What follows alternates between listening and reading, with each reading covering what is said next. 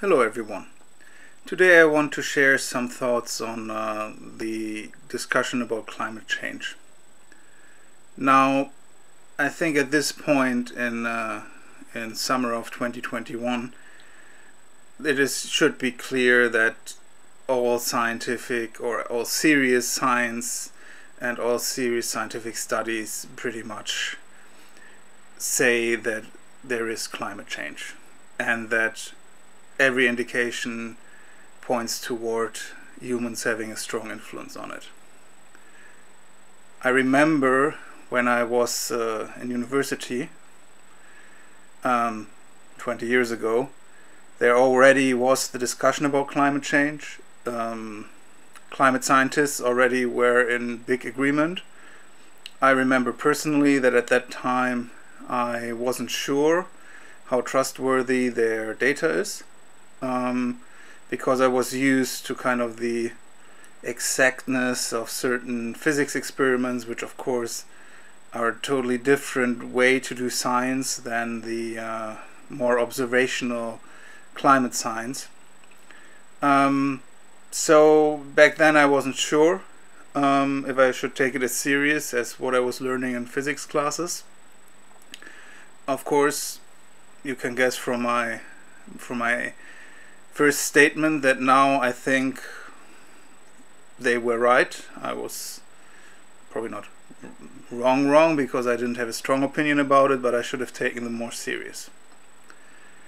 But I also remember that at a certain point during this time I was confronted with an idea which after that formed how I thought about the whole discussion about climate change.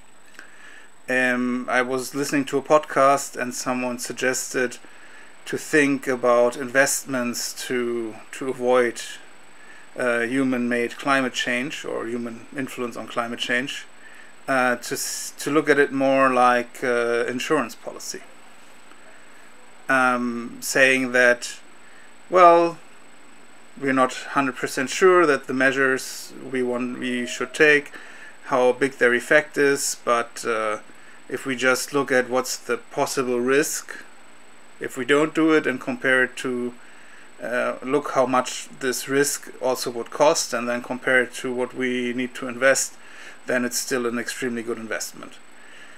And I very quickly accepted this idea, and after that my thinking became very different, because it's not a question if it's 100% certain that climate change or how climate change is influenced by humans, and it's not important that all the measures we want to take are 100% effective.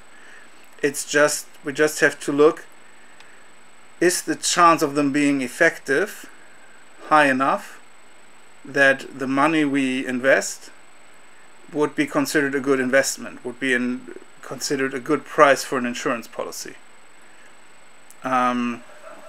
So actually what it does, which I now know, is it kind of switches the view from a scientific discussion to a risk management discussion. And you can see that those things get kind of mixed up in a lot of discussions. So there's of course the question, the scientific question. Does climate change exist? The answer quite obviously is yes.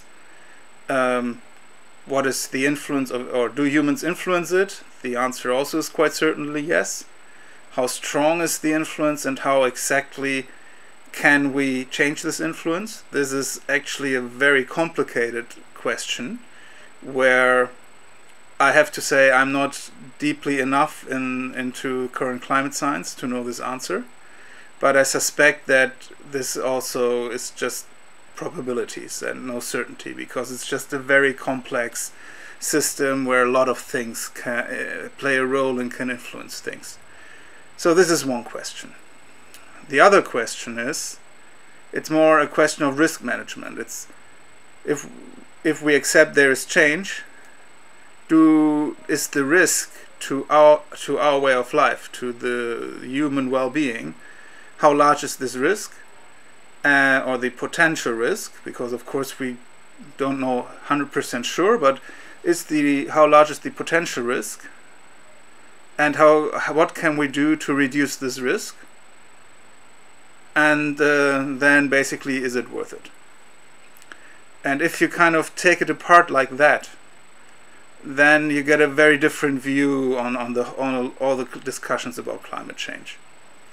What you can see, I mean, now it's less than it used to be, except for some probably quite extreme political opinions. It's the denial of climate change, which basically is trying to avoid the discussion about what risk to take, which of course then would be a discussion about what policies countries or the whole world political system should generate and should create to deal with it. This, I feel, has more or less failed. As I said, it's quite obvious there is climate change, and someone who denies this, I think they're not really looking at what's going on, frankly. So the first attempt, you can also see this in the history of the people opposing the idea of climate change. At first they just tried to say it doesn't exist. Then some of them started to say, okay, it does exist, but we don't think humans influence it. Of course, looking at it from a risk management point of view, it doesn't really matter, because what is important is there a likelihood that we can influence it, and is there a likelihood that we can change it. And if you look at the people who were arguing against taking measures for whatever reason, they often have certain interests. They have monetary interests, which are connected to industries which have huge CO2 outputs, and thus are clearly the ones that would be regulated in any policy that tries to limit the effects of climate change. And so we always have to be a bit careful if you see any scientific statements from an interest group, because of course they will only present the science which supports their point of view, and will not present the whole width of science. Which of course also is an argument that we need a very independent scientific community. And in my opinion, actually we need even more independent scientific community than we have today, which in many parts of the Western world at least is already quite independent. But there is some scientists who are not, and they tend to also be very good at marketing. So this is something we always have to consider. Now,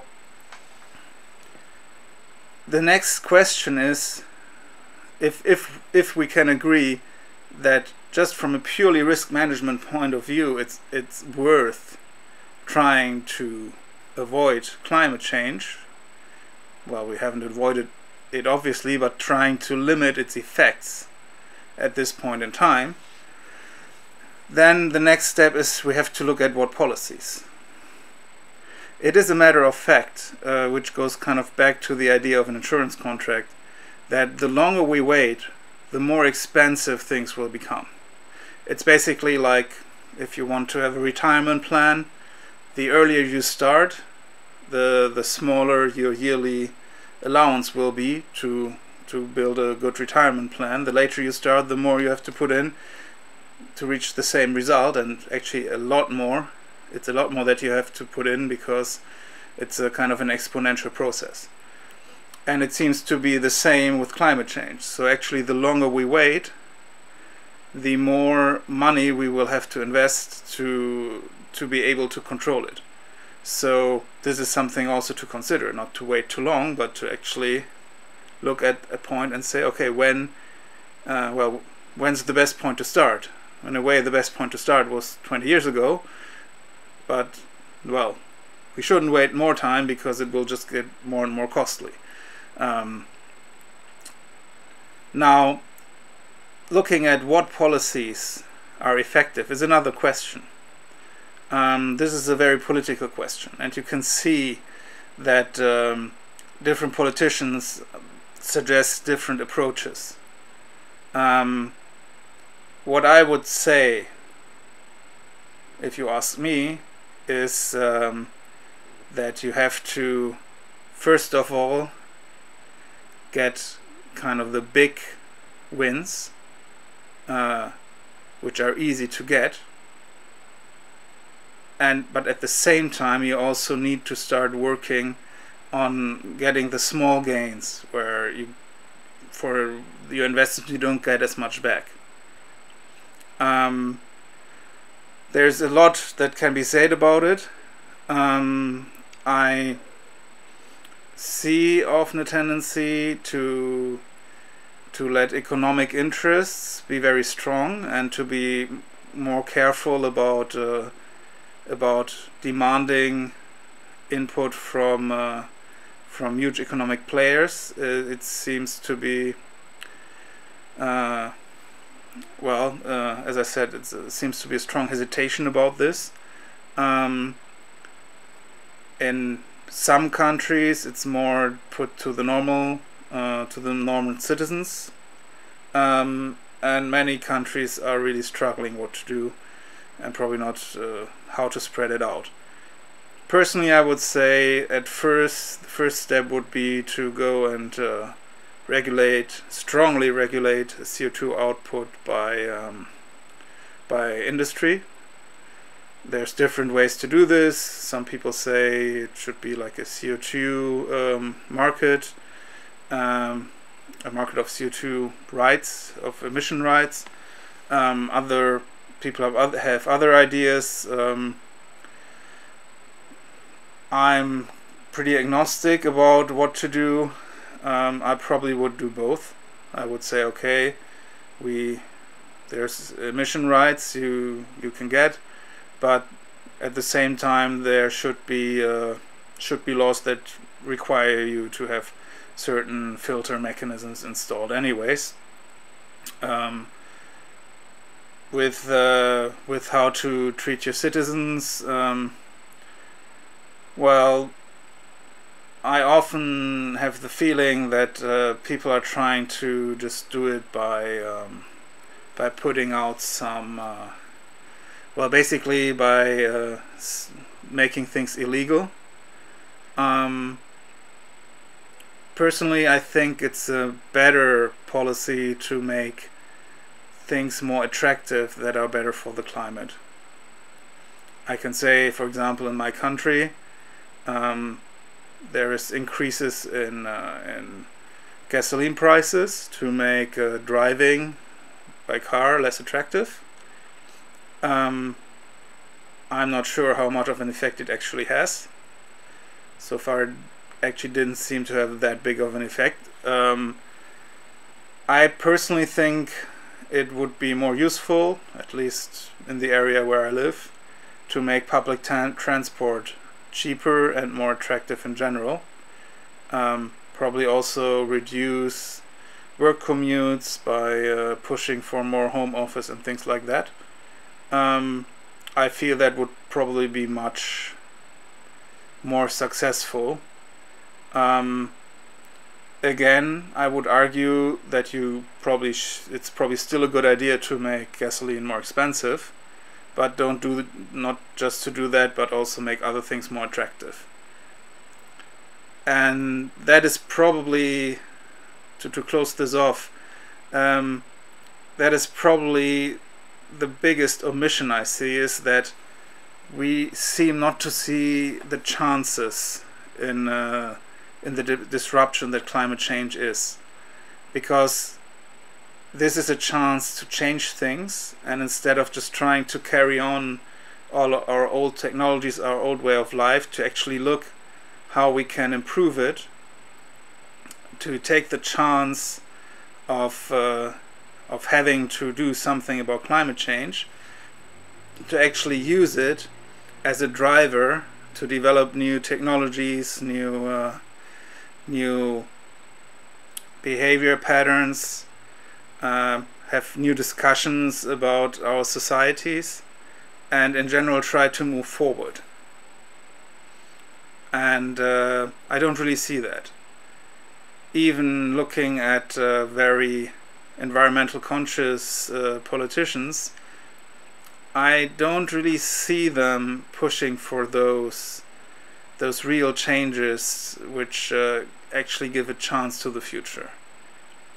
I suppose it's because most people don't like change, and politicians are kind of aware of it and probably don't want to push that too far, as well as structures being very slow in change, which means that it's hard to enact policies, at least if you want to enact them fast. Hopefully this will change, because I really think we can have a very bright future if we do the right things, but if we do the wrong things it can also be the opposite. So let's hope that we as societies all over the world end up doing the right things in this regards. Now, this was just some of my thoughts. You don't have to agree with them, of course. I'd be interested if you about your thoughts, so feel free to share them with me. If you have anything you would like me to talk about, please let me know. I'm still experimenting a little bit with these videos and trying to see what works, what is interesting, and what do I like to talk about, and I'm also a little bit finding my voice still. Yeah, so give me feedback, please, so I have some help on the way. If you, as always, if you like the video, feel free to share it, feel free to share my channel, and well, everyone take care, be safe, let's work towards a better future, and until next time, bye.